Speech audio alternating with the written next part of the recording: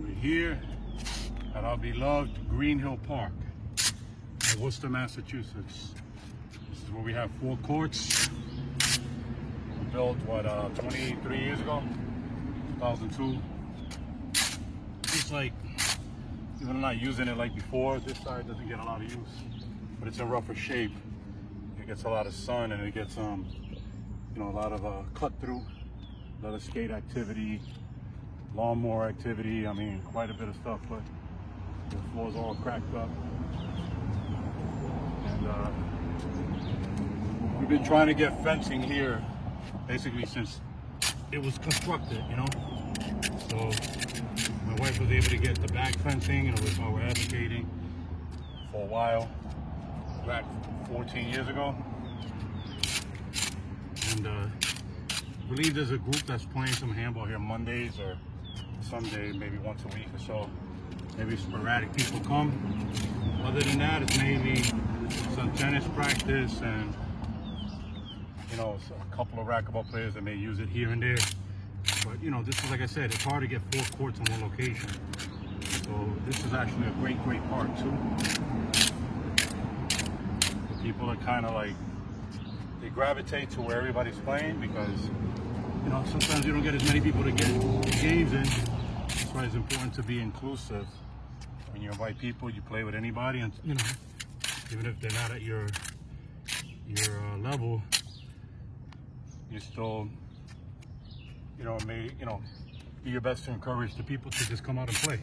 Because first and foremost is obviously to have people, you know, playing and using the spaces. After that, you can worry about, you know, getting more competition if that's what you're interested in. But I think the key thing is just to keep playing and staying active, having fun.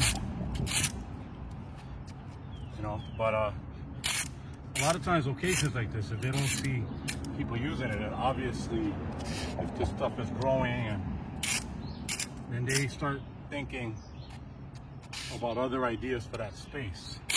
And then you come out and you see, and then the courts are gone. And you don't want that to happen, especially when you have 4 spaces like this, 4 courts. I mean, these courts are still good. Even in the condition that they're in, they're still good. But I'm trying to see if we can at least touch them up. So that way, maybe we can squeeze an event in here for the year's over. If we can. You know, hopefully.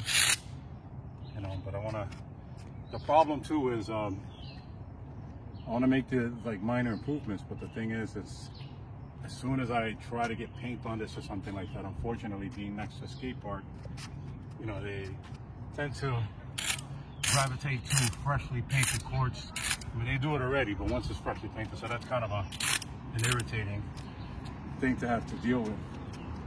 But as you can see, like here, these floors here, see how bad this is? That's at the point where it's hard to say unusable, but hard to use. Because not only do you have the sun in your eyes, and right now I can't, it's hard to play at this time of day. Once you pass around 2 o'clock, this side becomes really hard to use unless it's a cloudy day. But then now you also have a green floor, which ideally we don't really want a green floor. We deal with it here because of all that crazy activity. We've painted green before. Sometimes it's just the paint that's available is easier to get. Right? We just came from Lowe's. A lot of times they don't have that in stock. Everything is ordered. So those other special colors, other than green, red, and blue, a lot of times they're special ordered, they're twice as much. So we end up kind of, you know, not having enough to cover that. But I'm gonna go on the other side. I just don't like to see all of that growth. I did that at Camp Street the other day too. Like I said, it really doesn't take that much time right now to do this.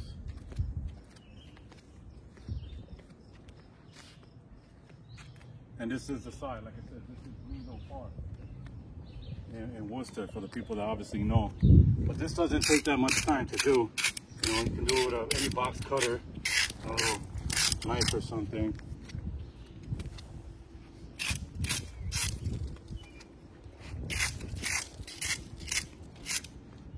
sometimes you don't want to go too crazy in there if you create too much of a gap. Then you got to worry about filling in that gap. This gap was kind of filled about, what, 6 years ago or so when this was done, 7 years ago. Because these are actually painted like maybe, what, 2016, 2017? So it's been around 7 years. So it had fresh paint on it. The guy did a good job. He covered it. But, you know, it was kind of like a surface thing. It didn't last that, you know, that long. So if it gets done again, you might get another 5 years, hopefully longer, out of it before it starts opening up again. Maybe even less on that side. You know, it's got to be done. But this park itself is such a beautiful park. You know what I mean? You got that side over there was just really, really busy today because of the holiday. But there's animals over there. It's like some type of, you know, petting farm or whatever. Not really a petting farm, but it's something like that. Water, not for swimming, just to kind of take in the views and stuff like that. Playgrounds, and it looks like they're doing some extra stuff there. But unfortunately here, you know, I've had to trim these back several times. This is the back fence that we got. It helps on this side, but unfortunately on that side, it makes it into the road, you know. But it's better than nothing. I don't like this backdrop here.